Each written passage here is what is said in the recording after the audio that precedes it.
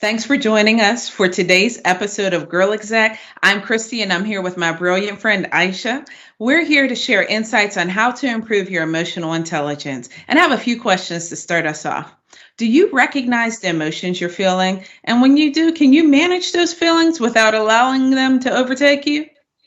Can you motivate yourself to get a job done? And lastly, do you sense the emotions of others and respond effectively? If you answer yes to these questions, it's likely that you've developed some or all of the skills that form the basis of emotional intelligence. Emotional intelligence allows you to understand and manage your emotions in order to self-motivate and to create those types of positive interactions with other people that we all desire.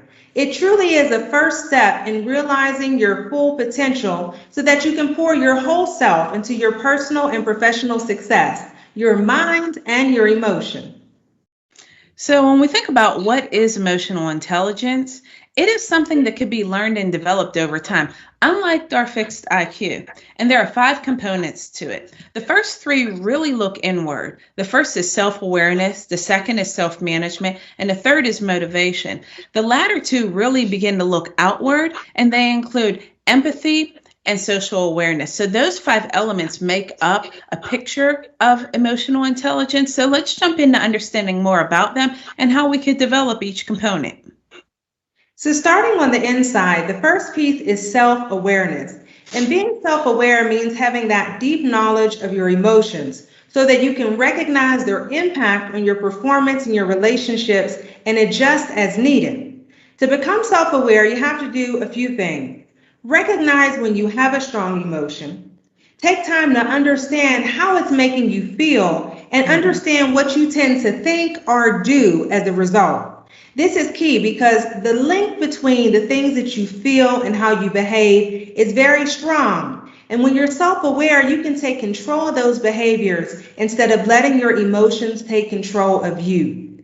So some tips on how to improve your self-awareness is to pay attention to your thoughts and your emotions. Keep a journal of how it makes you feel. Reflect on those experiences and ask for and embrace feedback from those you trust who can observe you and who have a desire to help you grow.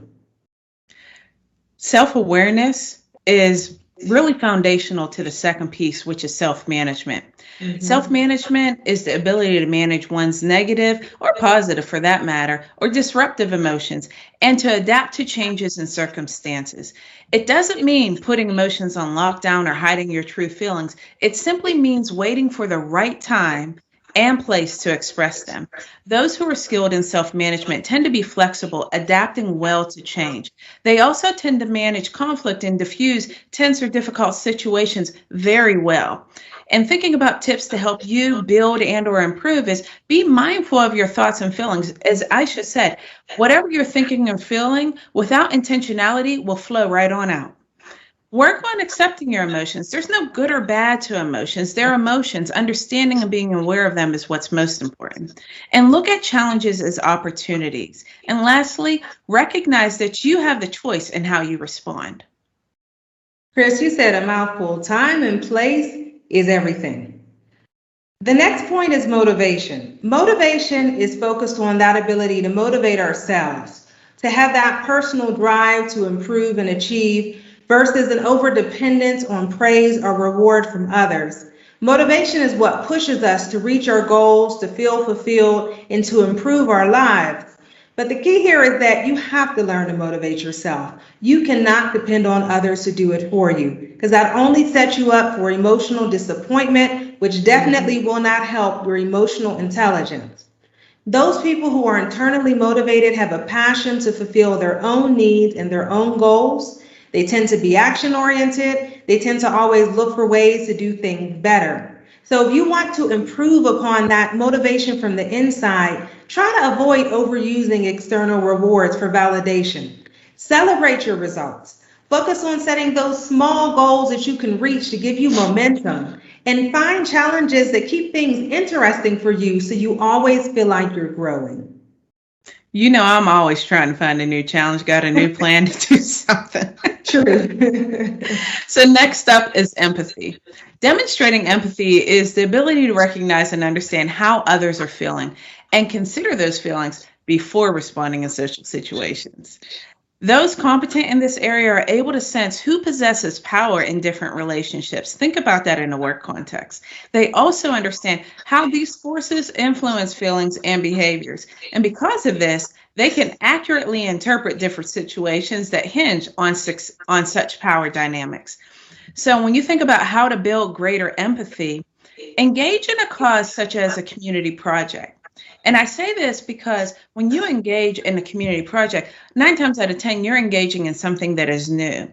And in that, you have the opportunity, which is the next step, to talk to new people and listen to other people and be willing to share your own feelings while also trying to imagine yourself being in someone else's place. And Chris, the final step is social awareness, which is similar to self-awareness. But this is about the ability to manage the emotions of others by having a level of insight into what they're feeling. This is what really helps us to connect with people. And this is done through listening actively, verbal and nonverbal communication, picking up on those cues. It's also this that allows us to build meaningful relationships with people because we help to understand them, and in some cases, we help them to understand their own selves. So, and to improve in this space, find icebreakers with people that'll help start conversation. Ask open-ended questions and just listen so you get the richness of what people are saying. Practice good eye contact to get that strong one-to-one feel, and take notice of other people who do this well so that you can learn from them. So developing emotional intelligence can seem daunting, yet the reality is we all can develop it with intention. The benefits of a solid EQ often outweighs an individual's IQ.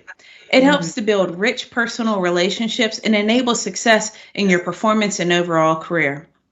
Thank you for joining us, and please subscribe to GirlExec and share this episode with others who will benefit from it as we continue to share conversations to enrich your career and life.